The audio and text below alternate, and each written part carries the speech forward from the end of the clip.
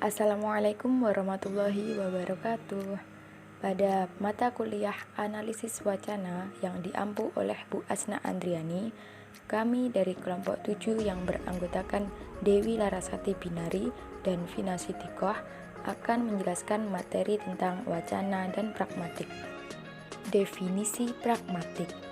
Secara umum, pragmatik dapat didefinisikan sebagai salah satu cabang ilmu bahasa yang bisa dikatakan berbeda dengan ilmu bahasa strukturalis, di mana pragmatik merupakan ilmu bahasa yang mempelajari relasi antara makna dan konteks.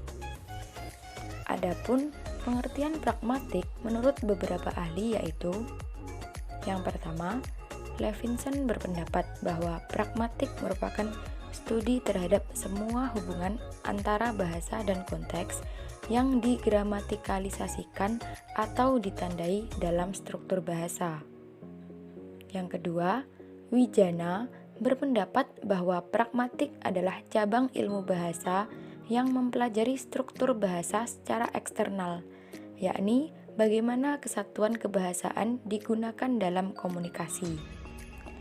Kemudian yang ketiga, George Yule berpendapat bahwa pragmatik merupakan ilmu yang meneliti makna yang dikomunikasikan oleh pembicara dan diterjemahkan oleh pendengar atau pembaca. Kemudian, Gazdar berpendapat bahwa pragmatik merupakan beberapa aspek yang tidak dapat dijelaskan dengan acuan langsung pada kondisi sebenarnya dari kalimat yang dituturkan. Kemudian yang terakhir, Stalnaker berpendapat bahwa pragmatik merupakan kajian mengenai deksis, implikatur, presuposisi, tindak tutur, dan aspek-aspek struktur wacana. Hubungan pragmatik dengan analisis wacana. Pragmatik sebagai cabang ilmu bahasa yang mempelajari relasi antara makna dan konteks memiliki keterkaitan dengan analisis wacana. Keterkaitan tersebut terdapat pada objek kajian pragmatik yang berada pada tataran wacana, baik percakapan atau bentuk-bentuk lain yang bersifat interaktif maupun bentuk-bentuk yang non-interaktif. Jika wacana dipahami sebagai sebuah sekuen kalimat-kalimat, analisis pragmatik sangat berdekatan bahkan saling bersinggungan dengan analisis wacana, khususnya dalam hal objek kajiannya. Selain itu, jika analisis wacana menjelaskan interpretasi atas unsur-unsur wacana tanpa keluar dari ranah bahasa, maka pragmatik justru berupaya menjelaskan lingkup lain dari aktivitas manusia, misalnya keyakinan, perasaan, ataupun pengetahuan. Praduga atau praanggapan. Menurut George Yule, praduga atau praanggapan adalah anggapan dasar dari penutur bahwa lawan tuturnya dapat memahami dengan pasti hal yang sedang diperbincangkan. Nah, dari pendapat tersebut dapat dikatakan bahwa praduga atau praanggapan merupakan pandangan dasar atas adanya kesamaan pemahaman antara penutur dan mitra tuturnya tentang suatu hal yang menjadi titik tolak komunikasinya. Adapun jenis praduga atau praanggapan menurut George Yule adalah sebagai berikut. Yang pertama, praanggapan eksistensial. Praanggapan eksistensial ini merupakan praanggapan yang menunjukkan eksistensi jati diri rujukan yang diungkapkan dengan kata yang pasti. Contohnya, Septi melihat topeng monyet. Jadi praanggapannya adalah ada topeng monyet. Nah, berdasarkan contoh tersebut, penutur beranggapan bahwa ada topeng monyet. Yang kedua yaitu praanggapan faktif. Praanggapan faktif ini adalah praanggapan di mana informasi yang diperanggapkan mengikuti kata kerja dapat dianggap sebagai suatu kenyataan. Contohnya, kami menyesal mengatakan kepadanya. Praanggapannya yaitu kami mengatakan kepadanya. Nah, berdasarkan contoh tersebut, penutur berperanggapan bahwa kami mengatakan kepadanya. Yang ketiga, yaitu peranggapan non-faktif. Peranggapan ini merupakan suatu peranggapan yang diasumsikan tidak benar. Contohnya, andai aku seorang reporter. Peranggapannya yaitu aku bukan reporter. Nah, berdasarkan contoh tersebut, penutur berperanggapan bahwa aku bukan reporter. Kemudian yang keempat, yaitu peranggapan leksikal. Bentuk peranggapan leksikal ini yaitu di mana makna yang dinyatakan secara konvensional ditafsirkan dengan anggapan bahwa suatu makna lain yang tidak dapat dinyatakan dapat dipahami. Contohnya, Randy putus sekolah. Nah, berdasarkan contoh tersebut, penutur beranggapan bahwa sebelumnya Randy itu pernah bersekolah. Yang kelima yaitu peranggapan struktural. Peranggapan struktural ini merupakan peranggapan yang mengacu pada struktur kalimat-kalimat tertentu yang telah dianalisis sebagai peranggapan secara tetap dan konvensional, bahwa bagian struktur itu sudah diasumsikan kebenarannya. Contohnya, di mana kamu membeli buku itu? Nah, berdasarkan contoh tersebut, peranggapan yang menyatakan keberadaan bisa dipahami melalui struktur kalimat tanya yang menanyakan di mana. Jadi kan peranggapannya, kamu membeli buku di mana? Gitu. Dan yang terakhir yaitu peranggapan kontrafaktual. Peranggapan kontrafaktual merupakan peranggapan yang bertolak belakang dari kenyataannya. Contoh, kalau Revi mengaku, dia akan dihukum.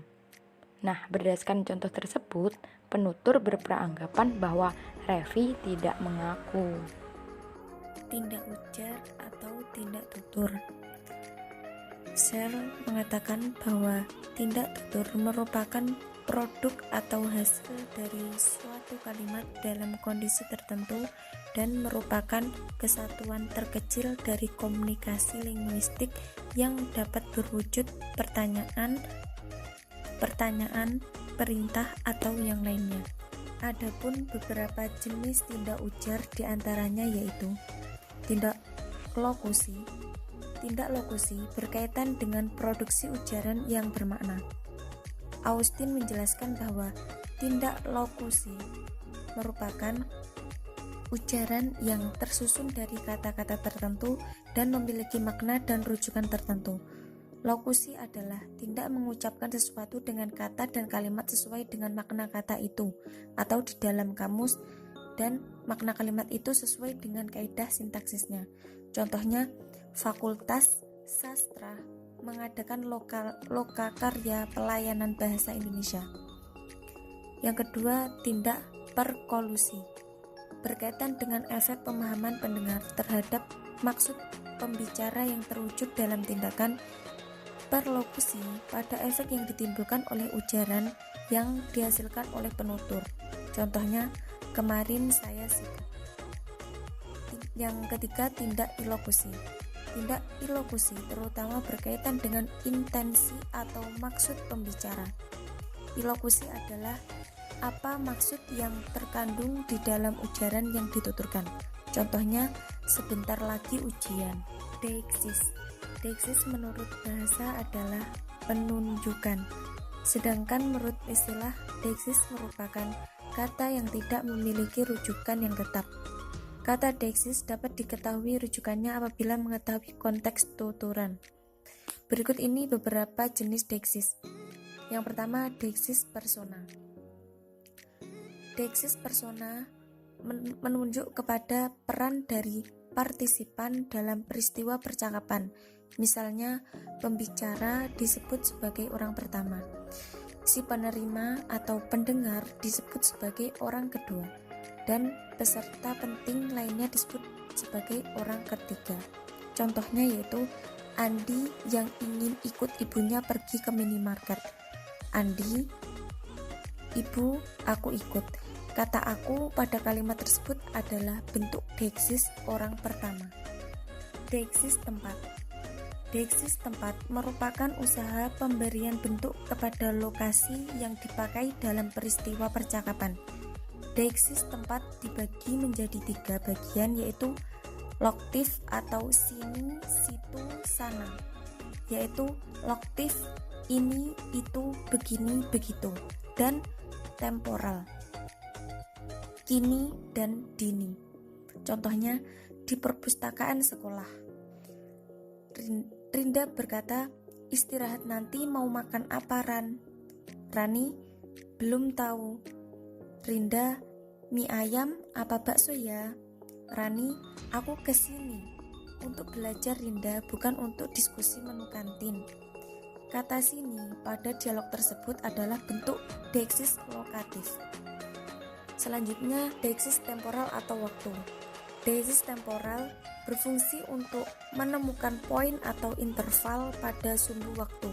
Dengan demikian, ada 3 bagian utama sumbu waktu, yaitu sebelum, saat ucapan, pada saat ucapan, dan setelah masa ucapan. Contohnya, meskipun kondisi kita sedang susah, kita harus tetap semangat. Kamu sendiri dulu yang bilang begitu. Kata dulu pada kalimat tersebut merupakan bentuk deiksis waktu. Deiksis sosial. Deiksis sosial erat kaitannya dengan deiksis persona. Hal tersebut disebabkan deiksis sosial berkaitan dengan penggunaan bahasa dalam masyarakat.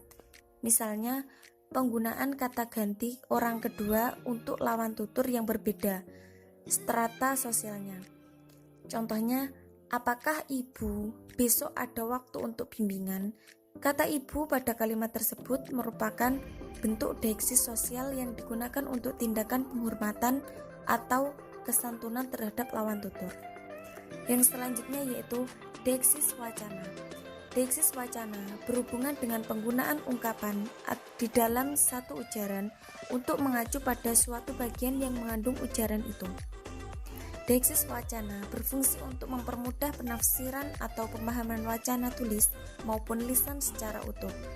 Deiksis wacana ini lebih banyak berupa kata penghubung seperti walaupun, demikian, meskipun, dan lain-lain. Terima kasih sudah menyimak materi kali ini. Semoga bermanfaat. Ada kurang lebihnya, kami dari kelompok 7 memohon maaf yang sebesar-besarnya. Wassalamualaikum warahmatullahi wabarakatuh.